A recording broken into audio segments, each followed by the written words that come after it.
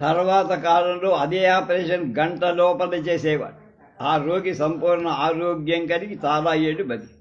గుంటూరులో 1951 సంవత్సరంలో నేను ప్రాక్టీస్ పెట్టేనాటికి వైద్య సేవలు ఒక మాదిరిగా ఉన్నాయి. 2-3 సర్జన్లు కూడా ఉండేవారు. అలాగే వైద్యంలో ప్రసిద్ధి చెందిన డాక్టర్లు కూడా 6 మంది కూడా ఉండేవారు. వీళ్ళు కాక సుమారు 10 మంది ఒక మాదిరి వైద్యులు ఉండేవారు.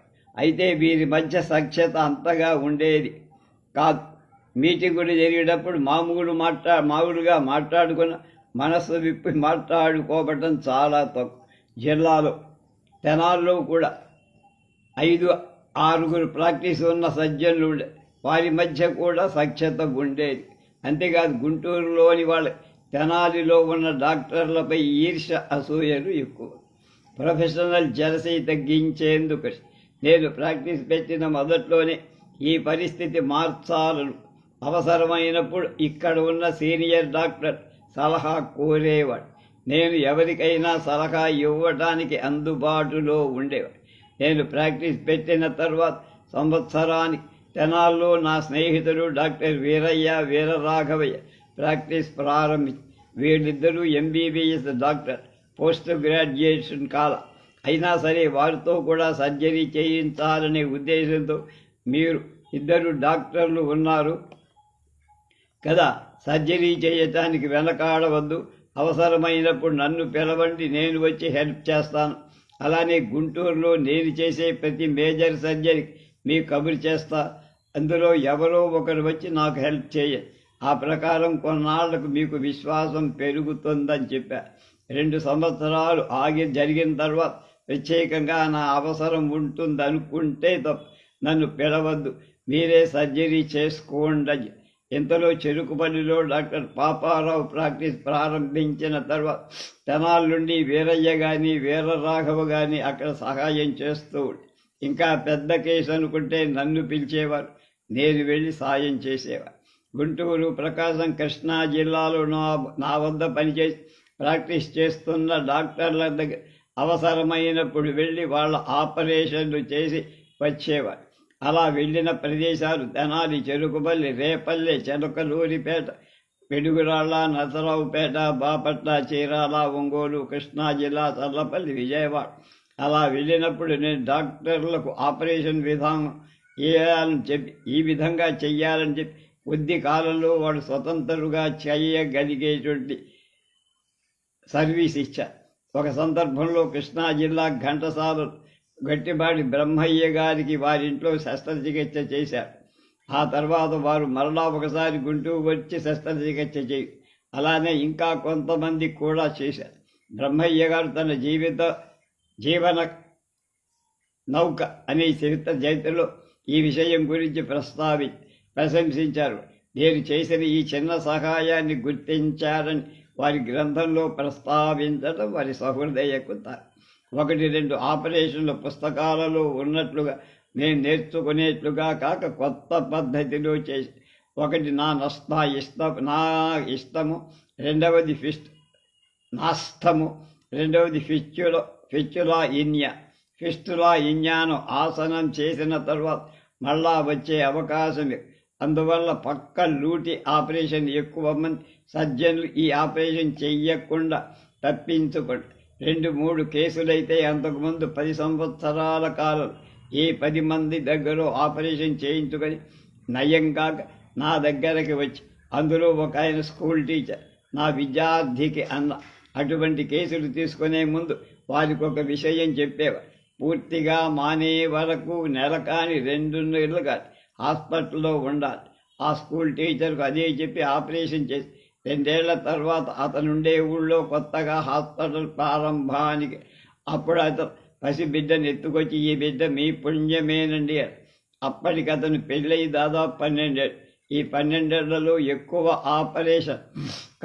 ఆపరేషన్లు, మందులు, డ్రెస్సింగులతో కాలం గడపాల్సి. అందువల్ల సంతానలే. ప్రాక్టీస్ పెట్టిన కొత్తలో గ్రామంలో పెద్దలు మా దంపతులను చూడటానికి హాస్పిటల్కు పరిచయం చేసుకోవటానికి వచ్చేవారు. మేం ప్రాక్టీస్ ప్రారంభించడానికి ముందు మా ఊరి నుండే రోగులు గుంటూరులో డాక్టర్కి చూపించుకోవాల్సి వస్తే సరాసరి డాక్టర్ దగ్గర రాగలిగేవాళ్ళు కాదు. గ్రామంలో ఎవరినైనా పెద్దవాళ్ళని రికమెండేషన్ లాగా తీసుకువచ్చారు. ఈ పరిస్థితి నుండి ఏ గ్రామం నుండి ఎవరైనా సరాసరి నా దగ్గరికి రాగలగాలన్న ధ్యేయంతో ప్రాక్టీస్ మొదలుపెట్టా, అది సాధించా. గుంటూరులో నేను ప్రాక్టీస్ పెట్టిన దగ్గర నుంచి జూనియర్ డాక్టర్లు డైరెక్ట్గా ప్రాక్టీసులో నిలదొక్కునేవారు. అనుభవం గడించడానికి కొన్నాళ్ళు నా దగ్గర పనిచేసేవారు. వాళ్ళ ప్రాక్టీస్ పెట్టేటప్పుడు నన్ను ప్రారంభోత్సవానికి పిలిచి, అలా గుంటూరు జిల్లాలో ఇతర పట్టణాల్లో పల్లెల్లో చాలామంది స్థిరపడి వారికి అవసరమైనప్పుడు నా సహాయం కోరేవారు. వారికి సహాయం చేసేవాళ్ళు. అటువంటి తర్ఫీదు పొందిన ప్రాక్టీస్ పెట్టిన డాక్టర్ దాదాపు అంతా ప్రాక్టీసులో విజయవంతమయ్యారు.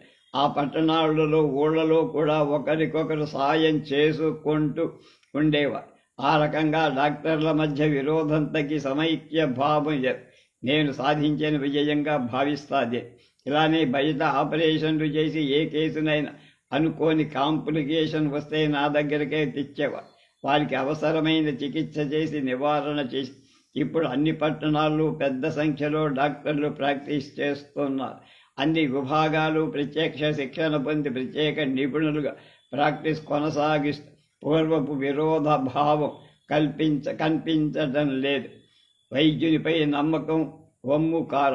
మొదట ప్రాక్టీస్ పెట్టే నాటికి సామాన్య జనానికి వైద్య చికిత్స అందుబాటులో ఉండేది కాదు. పల్లెటూళ్లలో మామూలుగా నాటు డాక్టర్లతో చికిత్స చేయించుకొని జబ్బు ప్రమాద స్థితికి చేరిన మాత్రమే గుంటూరుకు తీసుకురావడం, ఆ స్థితిలో డాక్టర్ ఏమీ చేయలేకపోవటం జరిగే. అప్పట్లో మామూలుగా వినబడే మాట, ఫలానా ఆయనను గుంటూరు తీసుకువెళ్ళారు, ఆ తర్వాత గుంటూరు నుండి మోసుకొని వెళ్ళాడు. అందువల్ల ఏమైందంటే ప్రతి చిన్న జబ్బుకు వైద్యం చెయ్యాలని నిశ్చయించుకొని వైద్యం చేసేవారు.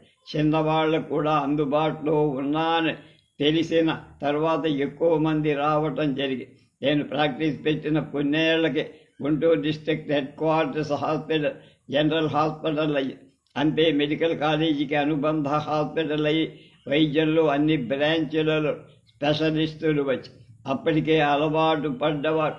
నేను స్పెషలిస్టుల దగ్గరికి వెళ్ళమని సలహా ఇచ్చేవాళ్ళు నా దగ్గరికి పంపేవారు. ఒక చిన్న ఉదాహరణ చెప్తా.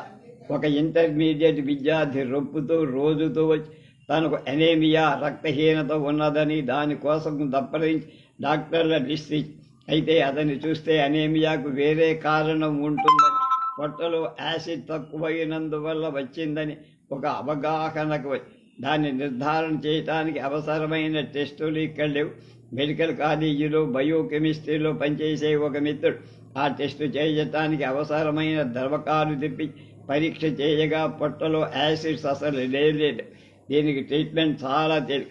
హైడ్రోక్లోరిక్ యాసిడ్ భోజనం చేసేటప్పుడు మంచినీళ్లలో 10-15 బుట్లు వేసుకొని తాగటం. ట్యాబ్లెట్ రోజుకు ఒకటి వేసుకోవడం. ట్యాబ్లెట్ నా దగ్గరే ఉండేది. 50-100 ఇస్తూ ఉండేవారు. హైడ్రోక్లోరిక్ యాసిడ్ 50 మిల్లీగ్రాముల సీసా 5 లేక 10 రూపాయలు. వైద్యం అతనికి సంపూర్ణ ఆరోగ్యం చేకూరింది. సంవత్సరం చివరిలో వాళ్ళ ఇంటికి మా ఇద్దరిని భోజనానికి 116 ఇచ్చారు. ఇదేమిటి ఇంత డబ్బా అని నేను ఆశ్చర్యం. సహజంగా ఆ కుటుంబంలోని వాళ్ళే కాక తెలిసిన వారు కూడా పెద్ద డాక్టర్గా లెక్కేస్తారు కదా. ఆ కుటుంబం వారంతా అన్ని చిన్న చిన్న పిల్లలకు డబ్బులు నా దగ్గరికే వచ్చి తర్వాత కొన్ని సంవత్సరాలకి వాళ్ళ బంధువులకు పెద్ద ఆమెకు గుండె జబ్బు రక్తస్రావం జరుగుతూ ఉంటే గుంటూరు జనరల్ హాస్పిటల్లో చూపించటానికి తీసుకొచ్చి అక్కడ వచ్చిన తర్వాత వారి బంధువులు ఎక్కడికో అవసరం లేదు, ఫలానా డాక్టర్ దగ్గర తీసుకొని వెళ్ళమని. నేను గుండె స్పెషలిస్టును కాదు, స్త్రీల వ్యాధులకు సంబంధించిన వాడిని కూడా హాస్పిటల్కు తీసుకొచ్చి వెళ్ళమని చెప్పారు. కానీ వారు వెళ్ళ.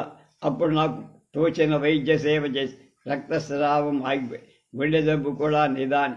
ఆమె భర్త రిటైర్డ్ టీచర్. రేపెల్ల వెళ్ళటం ఎందుకులే అని ఇక్కడే ఉన్నాడు.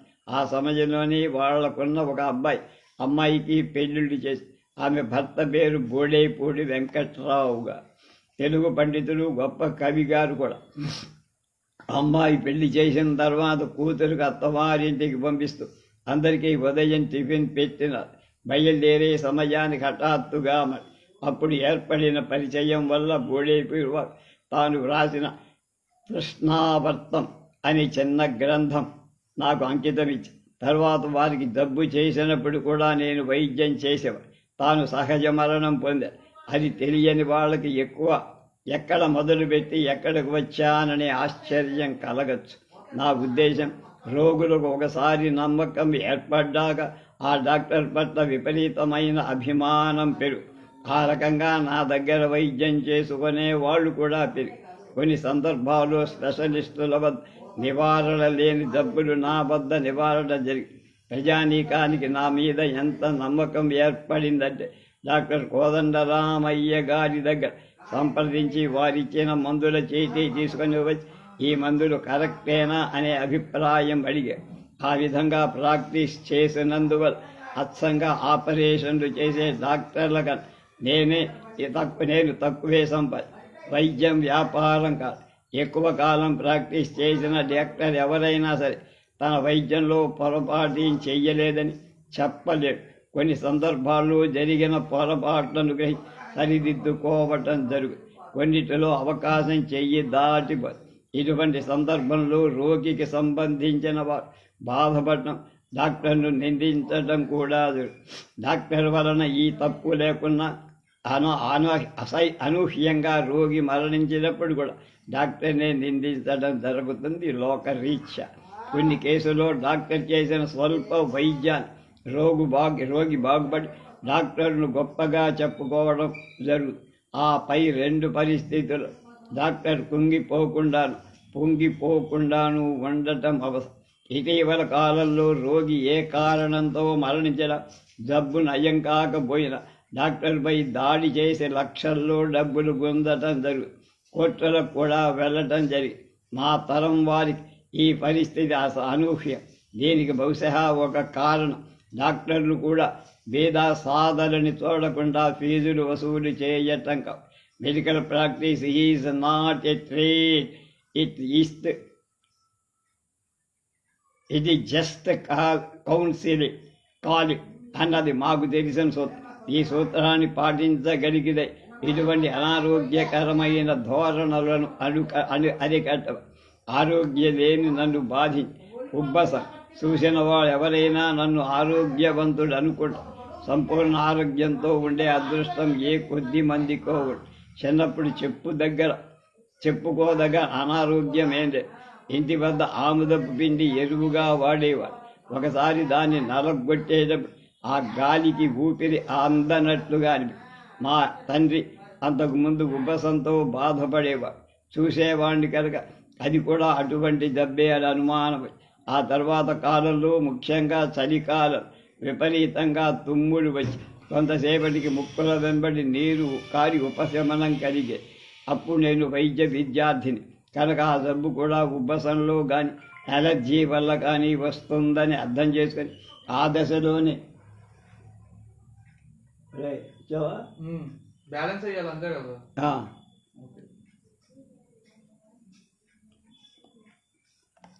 అంతే సార్, పలానా ఉంది కదా దానికి నెంబర్